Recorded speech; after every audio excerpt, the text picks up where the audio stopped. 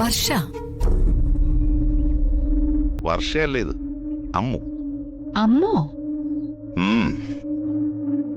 വർഷയുടെ അതേ മുഖഛായയുള്ള അമ്മുവാണ് ഈ കുട്ടി.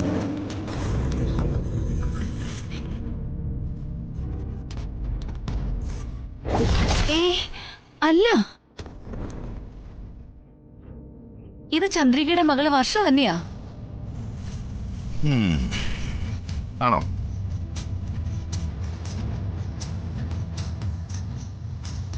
അല്ല, ഈ വർഷയും ചന്ദ്രികയും ഒന്നും എനിക്കറിയില്ല. പക്ഷേ മറ്റൊന്നുണ്ട്. ഈ ലോകത്ത് ഒരേപോലെ മുഖഛായുള്ള 7 പേരുണ്ടെന്ന് അമ്മൂനറിയാം. നമുക്കും അതറിയാലോ. അങ്ങനെയുള്ള 7 വർഷമാരിൽ ഒരു വർഷയാണ്, അല്ല അമ്മുവാണ് ഈ കൊച്ച്. എനിക്കൊന്നും മനസ്സിലാവുന്നില്ല. ഈ കുട്ടി എവിടുന്നാ കിട്ടിയേ? അതൊരു വലിയ കഥയാ സംഗീത. റോഡിൽ നിന്ന്. റോഡിൽ നിന്നോ?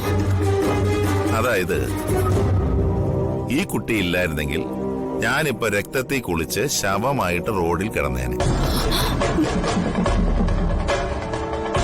എടി, മനസ്സിലായില്ലേ?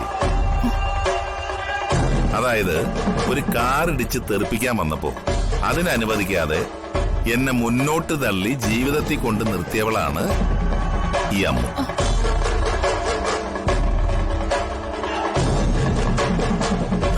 ഒരർത്ഥത്തിൽ പറഞ്ഞ എന്റെ ആയുസ് നീട്ടാൻ ഈശ്വരൻ പറഞ്ഞയച്ച ഒരു രക്ഷകൻ. തെറ്റ് സാറിന്റെ ഭാഗത്താ.